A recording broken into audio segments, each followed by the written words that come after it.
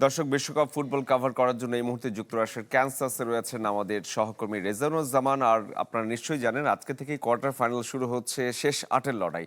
কে যাবে শেষ পর্যন্ত এবং কার হাতে উঠবে বিশ্বকাপ, সবকিছু আমরা জানার চেষ্টা করব রেজওয়ানের কাছ থেকে। রেজওয়ান, আপনি নিশ্চয়ই ভালো আছেন এবং আজকে থেকে শেষ আটের লড়াই, কোন দিকে যাচ্ছে আসলে বিশ্বকাপ, কার হাতে উঠতে পারে?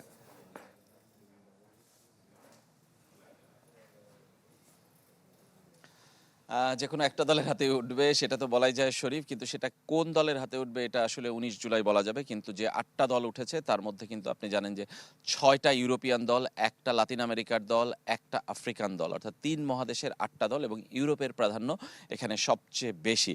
সুতরাং ইউরোপিয়ানরা এই বিশ্বকাপে সবচেয়ে বেশি দাপট দেখাতে পারে সেটা কিন্তু আসলে ধারণা করাই যায়। কিন্তু অন্য যে দুটো দল রয়েছে মরক্কো এবং আর্জেন্টিনা, ২ মহাদেশের ২ দেশ, বাকি দুটি তারাও কিন্তু আসলে ফাইট করবে। আজকে ফ্রান্স মরক্কো ম্যাচ কিছুক্ষণ পরই, যে ম্যাচটা আসলে খুবই হাই ভোল্টেজ ম্যাচ হবে বলে আমার মনে হচ্ছে। ঠিক একইভাবে স্পেন বেলজিয়াম ম্যাচ যেটি আছে সেটিও হাই ভোল্টেজ হবে, ইংল্যান্ড নরওয়েও হাই ভোল্টেজ হবে এবং আর্জেন্টিনার সাথে সুইজারল্যান্ড সেটা হতে পারে এক পেশে, কিন্তু সেখানেও কিন্তু আসলে বলা যাবে না।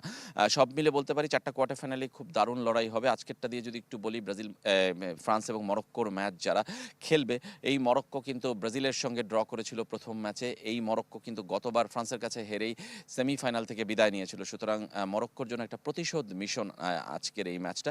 যদিও তাদের সেরা তারকাদের একজন ইসলাম সাইবেরিয়া, তিনি কিন্তু খেলতে পারছেন না ইনজুরির কারণে। আশরাফ হাকিমির উপরই একটা চাপ কিংবা দায়িত্ব কিংবা আসলে প্রত্যাশা সবচেয়ে বেশি থাকবে।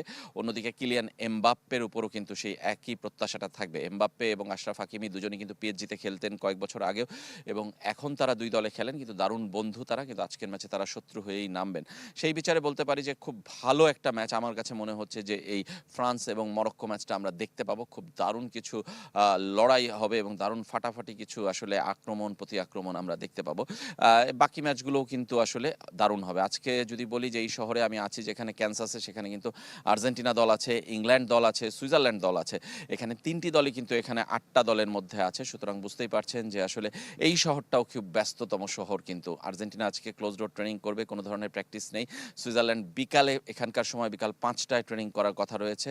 আর ইংল্যান্ড দল দুপুরবেলা, মধ্য দুপুরে, দুপুর ১:১টায় তাদের ট্রেনিং সেশন কিন্তু শুরু করবে। সব মিলে যদি বলি খুব ব্যস্ত সময় আজকে ক্যানসাসে। এছাড়াও ফ্যানফেস্টে মরক্কো এবং ফ্রান্সের ম্যাচটিও কিন্তু দেখানো হবে। আমার রেজওয়ান, কাছে মনে হয় যে রেজওয়ান, সেরা। ছোট্ট করে আপনার কাছে আরেকটা বিষয় জানতে চাই। আপনি বলছিলেন ক্যানসাস এখন খুবই ব্যস্ত শহর।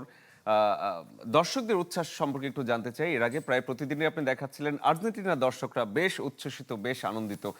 সামনের ম্যাচগুলোতে দর্শকদের আনন্দ কেমন দেখতে পাচ্ছেন?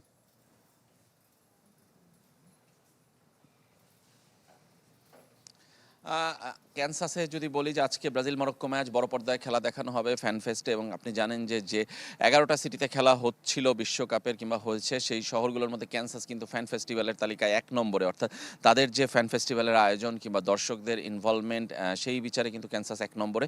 সেখানেই আজকে কিন্তু বড় পর্দায় খেলা দেখানো হবে এবং আমার বিশ্বাস যে আসলে ফ্রান্স এবং মরক্কো, স্পেশালি মরক্কোর সমর্থকরা অনেক আসবেন। কারণ মরক্কো আসলে মুসলিম দেশ হলেও তাদের মুসলমানরা কিন্তু আসলে বিভিন্ন প্রান্তে ছড়িয়ে। ইউরোপে যেমন আছে ঠিক তেমনি যুক্তরাষ্ট্রেও অনেককেই আমরা দেখেছি।